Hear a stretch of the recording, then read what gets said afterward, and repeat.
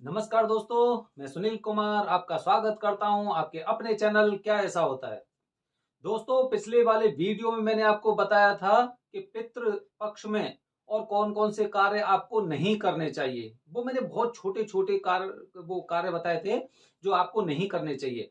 आज मैं आपको बता रहा हूं कि पितृ पक्ष में आपको ये वाले कार्य तो करने ही चाहिए। कुछ भी हो जाए लेकिन ये वाले कार्य आपको करने ही चाहिए, भले ही आप पर पितृदोष है या नहीं है। पितृ पक्ष में जो कार्य किया जाता है वो पितरों के लिए किया जाता है। पितर का मतलब जानते हो? पितर का मतलब हो गया एक तरह से जो हमारे पूर्वज हैं। और जो अगर विष्णु पुराण की बात करूं तो पितर पितर की उत्पत्ति ब्रह्मा जी के पृष्ठभाग से हुई थी, पीठ से। तो इसीलिए इनके अंदर इतनी शक्ति होती है, इतनी शक्ति होती है कि पूरी साल आप भगवान की पूजा कर रहे हो, 16 दिन आप पितरों की पूजा कर रहे हैं। तो कलयुग में पितरों की पूजा सर्वश्रेष्ठ बताई गई है।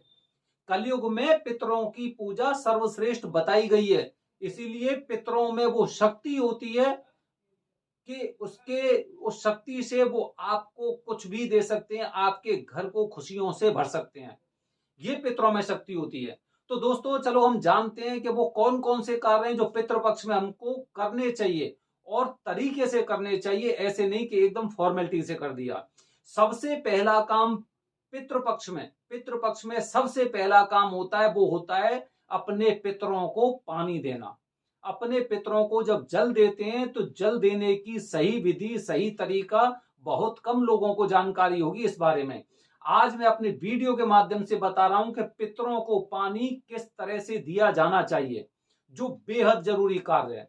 तो दोस्तों, पितरों को पानी हमेशा सुबह ही सुबह, लगभग सूर्योदय के आसपास, या तो उससे थोड़ा सा पहले या थोड़ा सा बाद में, लेकिन ऐसा नहीं कि बहुत ज्यादा धूप हो जाती उस समय आप दे रहे हैं। देने की विधि क्या है, देने का तरीका क्या है, वो मैं आपको बता रहा हूं कि हमेशा जो लोग पितरों को पानी देते हैं तो हमेशा उनका मुंह दक्षिण दिशा की तरफ होना चाहिए। दक्षिण दिशा की तरफ ही मुंह करके आपको पितरों को जल देना चाहिए। ये आपको ध्यान रखनी है। दूसरी बात, आपके हाथों में एक डाव होती है। डाव जैसे जो घास जैसी होती है, ऐसी डाव होती है। उसकी काफी लोग अंगूठी बना लेते हैं, काफी लोग ऐसे हाथ में पकड़ लेते हैं उस पे। और उसमें थोड़े से आपके पास पीले पुष्प होने चाहिए, फूल, पीले कलर के फूल होने चाहिए। और थोड़ा सा अगर कुछ अलग करना चाह रहे हो तो उसमें थोड़े से काले तिल भी आप मिला सकते हैं। अब जब पानी देते हैं आप, तो पानी देने का, पितरों को पानी हमेशा पितरों को पानी हमेशा बाएं हाथ के अंगूठे से दिया जाता है। ये वाला अंगूठा, ये बाएं हाथ का अंगूठा है मेरा, इससे पानी दिया जाता है। अब इससे पानी कैसे देंगे? काफी लोग ऐसे करके दे देते हैं, लेकिन ये सही तरीका नहीं है। हमेशा उल्टा ऐसे करके पानी देते हैं। मतलब जैसे आपने दोनों हाथ में ऐसे जल लिया, अपनी अंजलि में जल लिया, और जल के बाद वो आपको जल ऐसे करना है। ध्यान रखनी है, ये वाली उंगली पितरों की होती है। जब भी आप पूजा करेंगे तो इस वाली उंगली से ही आप कुमकुम, चंदन या जो भी चीज है वो इस चीज से, इससे करेंगे आप, चाहे वो काले तिल हो गए। और ये वाली उंगली होती है वो भगवान की होती है, इससे आप घर में तिलक लगाते हैं या फिर इस वाली उंगली से लगाते हैं। ये वाली उंगली पितरों की होती है। तो जब भी पितरों का कार्य किया जाता है तो इस वाली उंगली से आपको कार्य करना चाहिए। ये आपको विशेष ध्यान रखनी है। दूसरा, ये तो पहला मैंने आपको तरीका बता दिया कि आपको जल कैसे देना है। पितरों को दक्षिण दिशा में मुंह करके अंगूठे से जाएगा। ठीक है, तो ये वाला कार्य आपको हमेशा सुबह करना है। और ध्यान रखनी है कि जब तक पितरों को पानी नहीं दिया जाता है तब तक आप अपने घर में घंटी नहीं बजा सकते पूजा वाली, या फिर घर में कोई पाठ पूजा नहीं कर सकते। ये आपको ध्यान रखनी है। बहुत से लोगों को मैंने देखा है, वो सुबह ही सुबह उठते हैं नहाने धोने के बाद और जल लेके पहुंच जाते हैं मंदिर में और जल अर्पित करते हैं।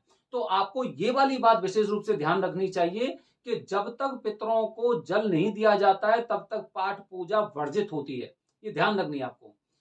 और कौन सा कार्य नहीं करना चाहिए? दूसरा कार्य मैं आपको बता रहा हूं दोस्तों, सॉरी, और कौन सा कार्य करना चाहिए? दूसरा कार्य बता रहा हूं मैं आपको कि हमारी सृष्टि में 3 वृक्ष ऐसे हैं जो पितरों के तुल्य होते हैं। पहला होता है पीपल का वृक्ष, दूसरा होता है वट वृक्ष, और तीसरा होता है बिल्वपत्र वृक्ष। तो दोस्तों, ये तीनों पेड़ होते हैं। मैं तो ये कह रहा हूं, आप किसी एक पेड़ को पकड़ लो और 16 दिन तक इसमें और जल दो। जल का इस पे जल का अर्घ दो, या फिर उस पेड़ को जल दो आप, थोड़ा सा दूध मिला के, थोड़ा सा मिष्ठान मिला के और थोड़े से काले तिल मिला के। और आप 16 दिन तक किसी भी एक वृक्ष की, अगर आप तीनों की नहीं कर सकते तो किसी एक वृक्ष की आप पूजा करिए विधि विधान से। और बहुत ज्यादा विधि विधान नहीं है, केवल ये है कि आप घर से एक लोटा लेके जाइए और उसमें सारी चीजें मिश्रण करके और फिर वहां पे जाके और जल देव वो पीपल देवता को आप जल अर्पित कर दें। ये वाला कार्य आपको करना है। आप पे कितना भी बड़ा पितृदोष होगा वो इस युक्ति से हमेशा के लिए धीरे धीरे करके खत्म हो जाएगा। ये आपका केवल 16 दिन का, मैं पूरे साल की बात नहीं बता रहा हूं कि आपको हर शनिवार जाना है, हर मंगलवार जाना है, अमावस्या जाना है, एकादशी जाना है, उसकी बात नहीं कर रहा हूं। 16 दिन का नियम है और ये 16 दिन अगर आप फॉलो करेंगे तो आपके घर में खुशियां ऐसे आएंगी कि आप ये कहेंगे कि पितर अब की इस बार आए थे पृथ्वी पर और वो हमें खुशियां देके गए। क्योंकि सब लोग इस बात को जानते हैं कि पितृपक्ष में जो पितर होते हैं कहीं पे भी हो, चाहे वो यमलोक में हो, चाहे देवलोक में हो या पितृलोक में हो, वहां से वो धरती पर आते हैं और अपने नाम का पिंडा लेते हैं। वो अपने नाम का पिंडा लेते हैं। तो जब वो खुश होते हैं तो 100% आपके घर में वो खुशियां भरते हैं, क्योंकि वो खुश होते हैं। अच्छा दोस्तों, और क्या कार्य करना चाहिए इसके साथ ही? इसके साथ आपको कुछ ऐसी चीजें जिनको आपको दरकिनार करना चाहिए। जैसे कि बहुत से मैंने लोगों को देखा है कि वो कुत्ते को मारते हैं, कहीं पे मिल जाएगा या कुत्ता काटने पहुंच गया या फिर कुछ ऐसी बात हो गई तो कुत्ते को कभी पत्थर मार दिया, कभी डंडा मार दिया, कभी कुछ कर दिया। 16 दिन तक आपको कुत्तों से भी दूर रहना है। कम से कम उन्हें मारना नहीं है। अगर आप उसे एक रोटी खिला सकते हो तो रोटी खिलाइए, बहुत अच्छी बात है, लेकिन आपको कुत्ते को बिल्कुल नहीं मारना है। ये बात आपको विशेष रूप से ध्यान रखनी है। अगली चीज बता रहा हूं दोस्तों कि हमने अपने घर परिवार में देखा है कि हम, जैसे कि मैं अपने घर की बात बता रहा हूं कि हमारे पिताजी दादाजी वाले दिन या हमारी जो दादी जी थी उन जो तिथि में वो इस पृथ्वी लोक को छोड़ के गई थी, उसमें वो क्या करते हैं, श्राद्ध। लेकिन जो बाबा थे हमारे, पर बाबा थे या कुछ भी थे, उनको हम भूल जाते हैं और बस ये सोचते हैं कि चलो ठीक है, इन सब लोगों का श्राद्ध हम अमावस्या को कर देंगे। लेकिन वो भी तो हमारे जनक हैं, वो भी तो हमारे पूर्वज हैं, फिर हम उन्हें इस तरह से क्यों? तो मैं तो आप लोगों से यही एक निवेदन करना चाह रहा हूं कि हमको उन लोगों के बारे में नहीं पता है। क्योंकि अगर हम अपनी पीढ़ी को देखेंगे तो उसके साथ साथ अगर हम अपने नाना मामा, जो ननिहाल पक्ष होता है, उसको भी तो देखना है। वो भी तो हमारे पितर हैं। हमारी मम्मी का पक्ष वो भी तो पितर है। हम केवल अपने पिताजी के पक्ष को ही क्यों सोचते हैं? तो मैं तो यही प्रार्थना करूंगा आपसे और आपसे निवेदन करूंगा कि 16 दिन का जो भी ये कार्यकाल होता है पितृपक्ष का, इसमें 16 दिन आप चाहे थोड़ा सा खाना बनाइए, किसी एक पंडित जी को घर पे बुलाइए, लेकिन 16 दिन श्राद्ध कीजिए। आप 16 दिन श्राद्ध कीजिए। अगर आपको उनका नाम नहीं पता है, आपको कुछ भी उनकी शक्ल याद नहीं है, आपको अपना अपने गोत्र से करिए। आपको अपना गोत्र तो पता है, मम्मी का गोत्र तो पता है, उनसे करिए, लेकिन करिए जरूर। एक पंडित को खाना खिलाइए बस, लेकिन 16 दिन तक आपको श्राद्ध करना चाहिए। क्योंकि हमें बिल्कुल नहीं पता है कि जो हमारे बाबा दादा परबाबा या फिर उनके भी बाबा दादा परदादा थे, वो कौन सी तिथि में गए थे, तो वो भी तो आएंगे।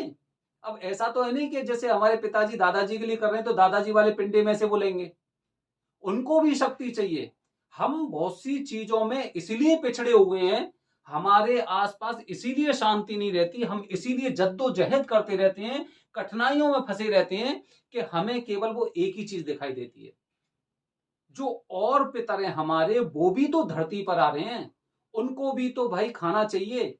उनकी आत्मा को बल कैसे मिलेगा? बल्कि काफी तो ऐसे होंगे जो इसी योनि में भटक रहे होंगे, जिनको मुक्ति नहीं मिली है।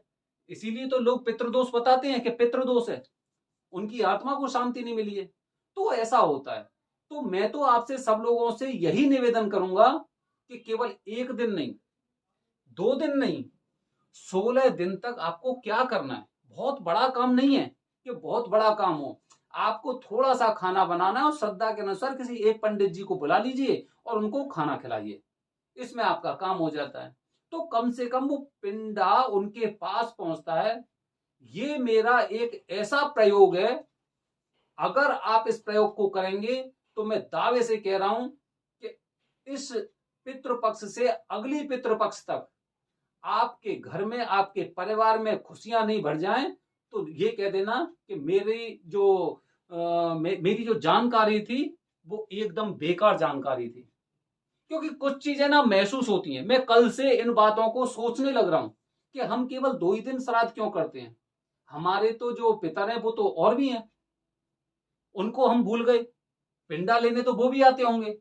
इसीलिए मैं आपको अपनी वीडियो के माध्यम से ये जानकारी दे रहा हूं कि हमें उनका भी ख्याल रखना चाहिए, क्योंकि उनकी आत्माओं को भी बल देना है।